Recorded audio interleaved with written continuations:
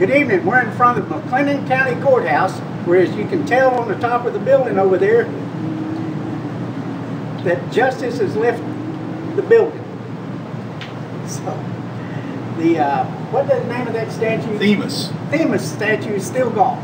The goddess of justice. And should remain gone. My name is Mel Popeye Moss.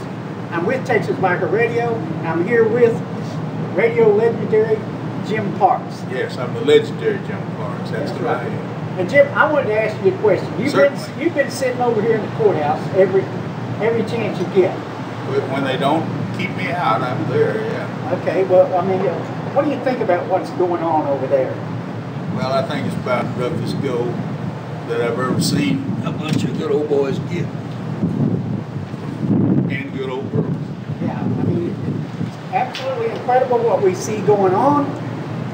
We had a legislative strike force meeting yesterday, which was just fantastic, and just to show everybody that hey, the COC and I and the U.S. Defenders programs and everything like that are still trucking, are still going along. And guess what? Motorcycle clubs, including the Banditos and others, I mean, they're running up and down the highways.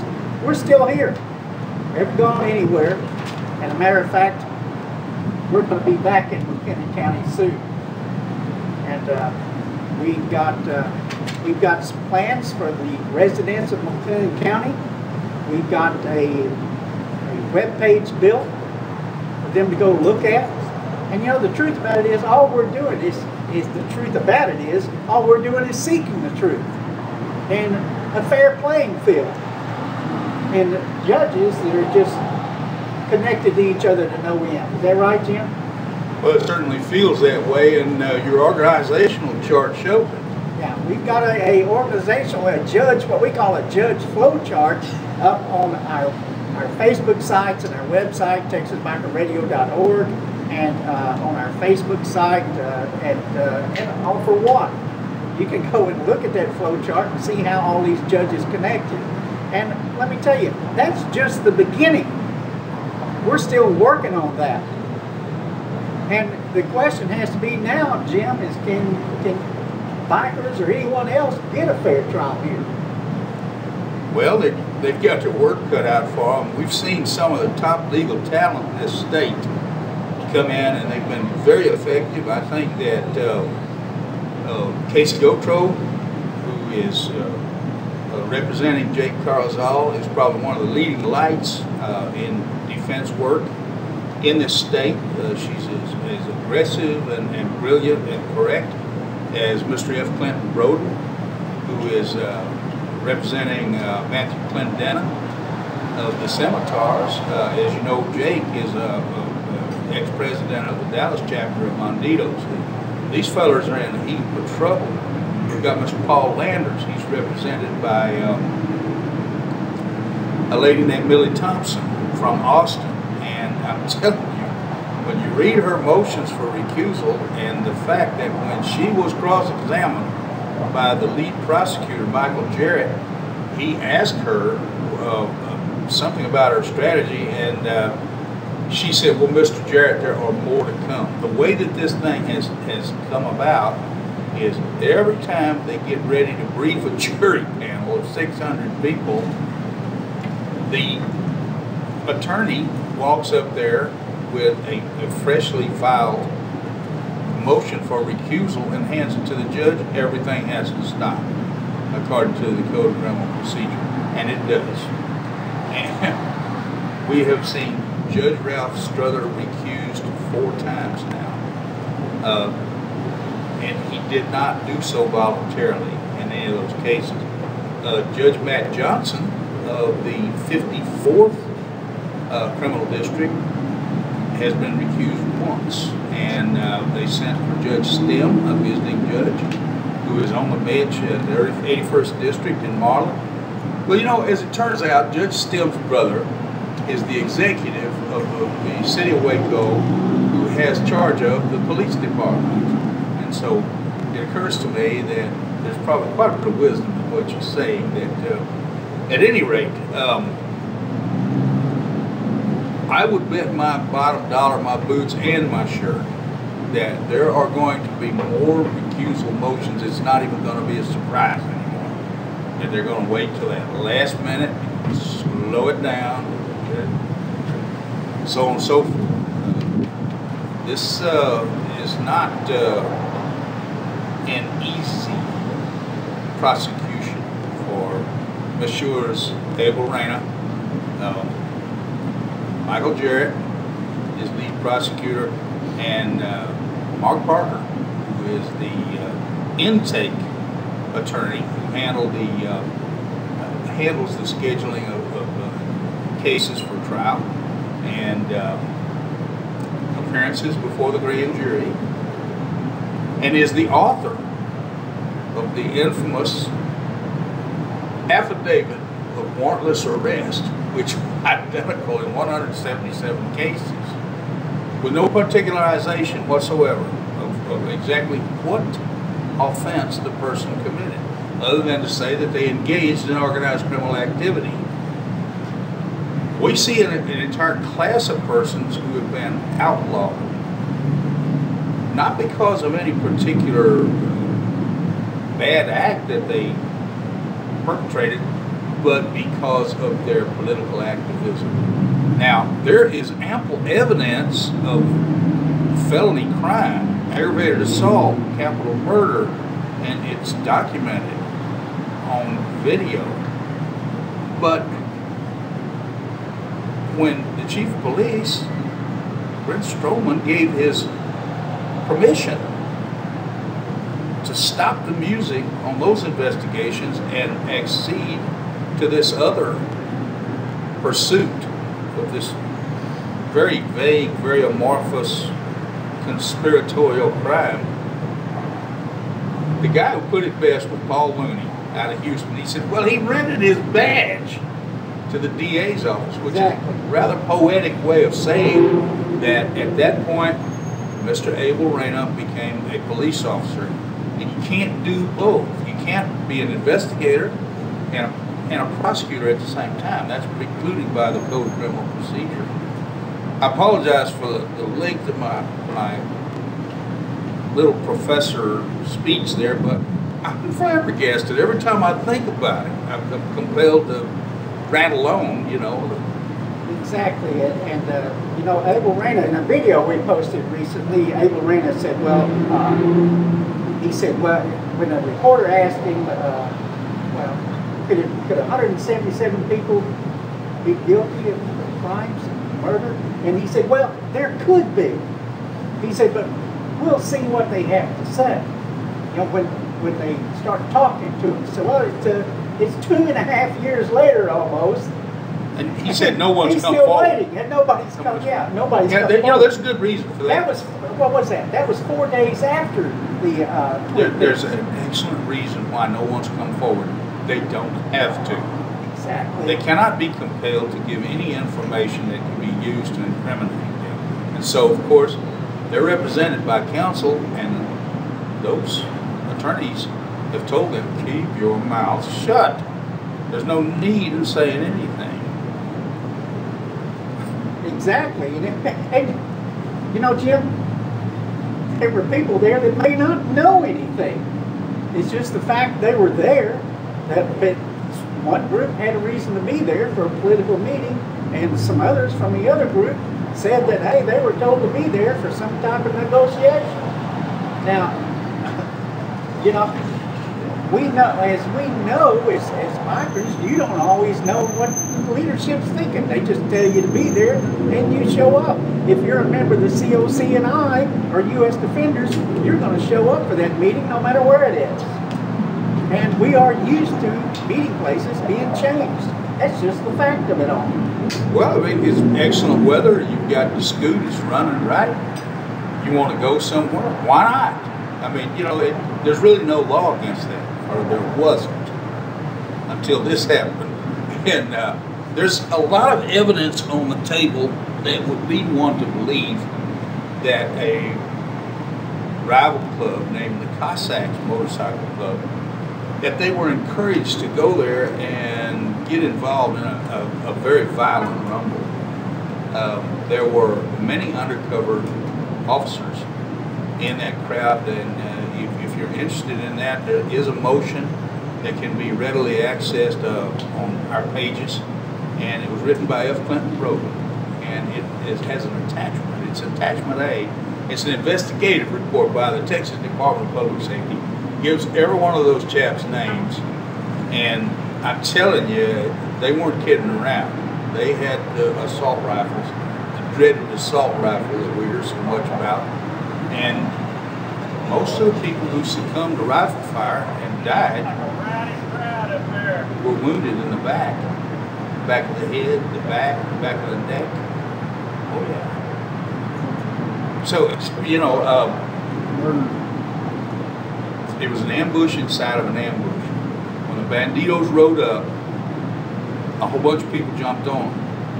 And you can watch a video and see that happen. And then you can see members of the Cossacks walk through the crowd, get involved in altercations and shoot people and kill them. And then on top of that, you can see those who have been wounded from the rear lay on the ground with a Waco police officer standing over them with an assault rifle until they bleed out. And we have heard from numerous people who say, well, we were told that if we did anything that we were all going to die. Well, at that point, I believe I would have believed them. Yeah. In fact, I still do. Yeah. As we know, Region 2 had a meeting the same day. And of course, the people of Region 2, I mean, there was some red and gold there. And they weren't on the road to Waco. They didn't know anything about it. I mean, so to assume that everybody was there for a war is just not right. That's just not the case. That's not what happened. No. And as a matter of fact, I think the thing that points up that more than anything else, and it came out in a recusal hearing, wherein two members of the Cossacks organization chose to have Mr. Abel Reyna and his able staff removed from the case and have an attorney pro tem appointed. Well, that went down to defeat. But at any rate, they were able to prove indisputably that the Waco police arrested certain people. They took them to the Civic Center and they classified them, they took their statements, and if you were red and gold or a supporter, you went that way. If you were black and gold or a supporter, you went that way. You either got sent to Lorena or you got sent to Lacey Lakeview on a city bus. And as they got out there, the telephone rang, and it was Abel Reyna and company. He said, no, bring them all back. We're going to charge them with something. Well, they hadn't been charged at that point. They'd just been questioned. And, we know things that are just so, as 29 months have gone by, there are amazing things that have come out. Casey Gautreaux proved up in court the other day that 342 telephones were seized. Only 40 some odd have been returned. 42. And there's 89 that they know their whereabouts. There's 211 telephones that are completely unaccounted for. Another thing that's been proven up, one man is a member of Escondido's. When they put his phone in a little foil bag to keep it from getting signals in or out, they marked it Banditos. He said, oh no, I'm a member of Escondido's. And the officer said, what difference does it make? Well, there's a vast difference between the Escondidos and the Banditos, no doubt. It occurs to me that somebody tried to, and I'm putting in a plug for this lovely coffee bar, Dichotomy. Someone tried to dichotomize the conflict by making it appear that there's really only two clubs in conflict. That's not true. There were many, many, many clubs there that day. And they were looking for what? For a political solution to a monetary problem. $17 million. That's the your first real success in legislative action. Could you please tell our people about it? Well, you know what, Jim, I've been involved in legislative work since 2004, 13 years. And I've walked the halls of the state legislature, been involved with many bills, and SB 754 was the first bill that I was ever a part of that got approved in 13 years. That was exciting news. That was exciting news, and that's, you know what, that's what the news was about in Region 2. That's what the news was about in Region 1, plus some stuff over motorcycle profiling issues and a recent INCOM meeting that had happened down, I think, in Vegas. So essentially it's a $5 user fee for every registration on each motorcycle, and I know that I was impressed with it. Part of what I used it for was that I went and took a motorcycle safety course that is in part funded by that. Yeah. They had a bunch of old Japanese bikes, Suzuki's, Honda, small bikes, and we rode them around this parking lot down at Austin. And they showed me some amazing things that I had no idea of the geometric or gyroscopic behavior of a motorcycle. I've been riding one since I was about 15, and I didn't know that. And they had this lady who retired from the Marine Corps out there, and she taught me. And I think it's kept me out of some pretty serious scrapes. That's exactly right. Motorcycle safety courses are important, especially to new riders, and even to old riders that need to learn maybe some updated tricks. Yeah, traded up to a much heavier machine. Yeah, let me explain something. That money comes from when you renew your driver's license, not when you register the motorcycle. When you renew your motorcycle license, a portion of it, I think it's $4 or $5, that goes to motorcycle safety funding. Now, we asked for that. Now, when you say that, you're talking about a very serious amount of money had accumulated in $17 million. $17 million. That's the man. God, I mean, you know, and certainly the idea was to go over to Twin Peaks, drink a beer, have a burger, meet somebody, talk it over, and apply some pressure. Let me tell you, Jim, when Paul Landers met before the Transportation Committee, the Senate Transportation Committee, almost immediately, I think it was $4.5 million was released immediately. That's because they knew we had to buy the good ads. I have become acquainted with Brother Landers. He's like visiting a doctor. You know how a doctor always lets you know who the doctor is? Landers lets you know that there's only one guy named Landers in this conversation, and he knows what he's talking about. I have a lot of respect for him. You know, that's the reason we got involved in U.S. Defenders, my group, and me, and Mel Robbins. The reason we got involved is because we were looking at the bills that had been written, and we were reading them, and we're saying, who wrote these? Paul Landers, Steve Conklin. The bills were incredible, technically written. They were on the spot. At first, I thought it had been written by a senator's staff member. No, they wrote those bills. It was incredible. And so, hey, look, we said, look, we got to be a part of that. His educational background is American University in D.C. In fact, I think his dad was dean of one of the colleges there. Very knowledgeable person. This is somebody you want to talk to, because he's telling you something you didn't know when your feet hit the floor. Exactly. Now there was another issue, and that was motorcycle profiling. Motorcycle profiling. Break that down for us, because you ran into the kingfish, the panther, well, I mean, the mother of all. In the 85th session, this just last session. I mean, you know, we've had in Texas police officers murdered by, I would call them left-wing groups, the BLM, you know, those people that fan the flames of racism, fan the flames of hate toward police officers. You know, there was, what, 6, 8, 5 in Dallas, another in Austin, another one in San Antonio. I mean, the list runs on and on. of police officers have been murdered. But, you know, and this last legislative session, they weren't going to do anything that they thought would upset law enforcement officers. We get that. We get that. And, you know, it's up to us to prove that motorcycle profiling is a problem. Okay, after the Twin Peaks debacle, the massacre, the ambush, what happened was that anybody on scooter wearing anything that looked like colors was taken off their bike, they were processed, they were handcuffed, they were detained, and that was simply because, what?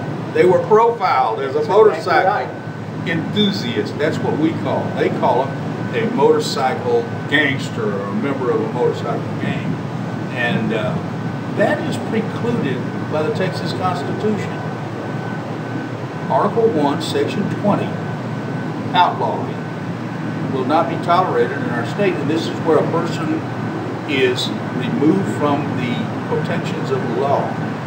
In ancient times, if a neighbor or the king's men or just anybody with a position of authority saw someone who was a known outlaw, they could just haul off and kill him and say, well, it was self-defense. It was me or him. I had to do something about it. Hey, Lord. And they would say, well, you know, we're not prosecute you for this. We thank you for your service to the county. And now this is a step backward. I mean, this is, well, you know, I mean, it makes me nervous. Yeah. I must say. Everybody should be nervous. You know, I mean, the law of 3 or more people conspiring to commit a crime, I mean, it can be any group out there. That could be Baylor University. That could be the football team. That could be law enforcement itself over here and the judges.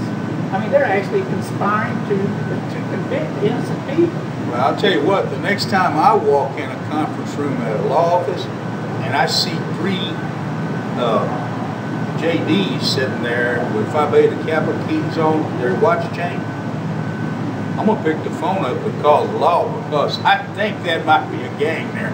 You know, that Phi Beta Kappa, that's not even English. That's some kind of Greek or something. Who knows what that means? I mean, it's an occult symbol for us. Let's get serious about it. Well, and I hate to use Baylor University, but well, I mean, Baylor over here, they had students who were women students that were complaining about being raped, and then we had all these administrators over there, police aides, police officers, campus police, everybody working together to conspire to protect the football team and whoever else, whatever other athlete over there, and then in turn try and lay the blame on women's students. Oh, the women slapped Judge Starr around. That's right. That high and mighty Ken Starr, he was slapped around by the women's. I mean, so what kind of gang is that? Glad that I'm not a member of it, because when you fall from grace. I mean, the women really work you over. They hurt Judge Starr. It was painful to watch, and I wasn't there. I was watching it on television. It got on my nerves. It just goes to show you how vague and silly that law is. And, you know, I mean, you could have 3 people sitting there talking about ice cream flavors, and you go up and you decide, hey, that's an outlaw motorcycle gang. We're going to arrest them and throw them in prison. Well, in Queensland, they can send them to jail for up to a year with no trial. So we're running out of batteries, what it's telling us over there. And with that, we're going to be doing more courthouse reports here in McLennan County as the trials go forward. Everybody join us, subscribe to us on our YouTube channel, and we'll catch you later. Adios. We're going to run it in the ground.